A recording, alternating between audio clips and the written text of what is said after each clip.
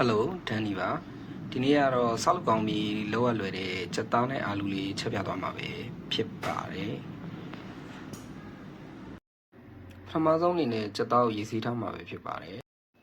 စားတစုံဟင်းခမုတ်အနေငယ်စက်သားမုတ်တစုံ QC အနေငယ်ငန်းပြရေးတစ်ဖုံပြီးရင်တော့တေချာနယ်ပြီးရေခဲတစ်တာထဲမှာ45မိနစ်လောက်နှက်ထားလိုက်မှာပဲဖြစ်ပါတယ်စီတက်ဖို့အတွက်ချက်သွန်ဒီလုံးကြီးနှလုံးချင်းလက်တစ်စစ်ကိုကျွန်တော်သုံးထားပါတယ်ကျွန်တော်ကချက်သွန်မျိုးမကြိုက်လို့ချက်သွန်မျိုးမထည့်တာပဲဖြစ်ပါတယ်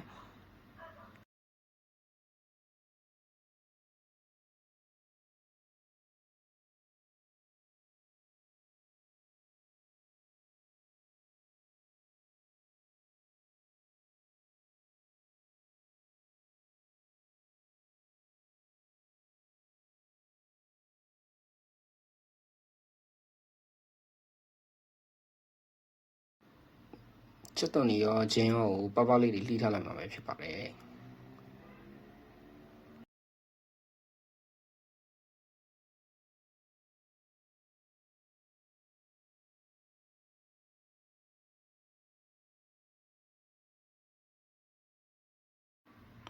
ကျွန်တော်တယောက်စာဖြစ်တဲ့အတွက်အာလူ3လုံးကို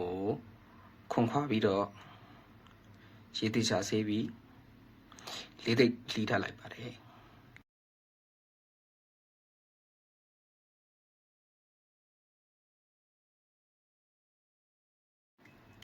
စီတက်ဖို့အတွက်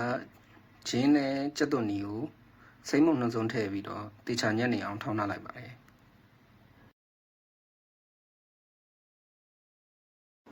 ဒဲကိုပူပေးပြီးတော့ဒဲကိုပူလာပြီဆိုရင်စီနှစုံထည့်လိုက်မှာဖြစ်ပါတယ်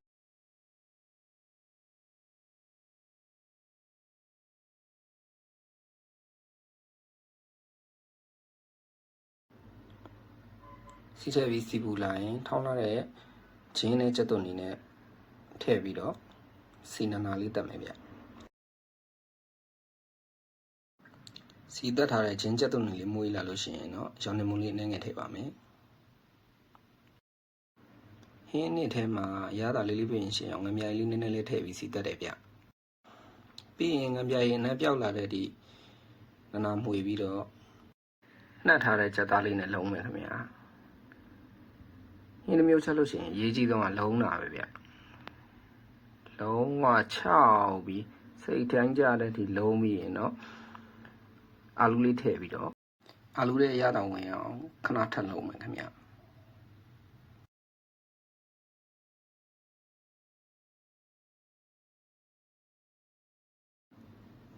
ချက်သားအာလူကလုံးသွားပြီဆိုရင်တော့ရေနွေးလေးကိုချက်သားလေးမြုပ်အောင်ထည့်ပြီးတော့မီဒီယမ်ဟီလေးနဲ့နှက်ထားလိုက်အောင်ပဲဖြစ်ပါတယ်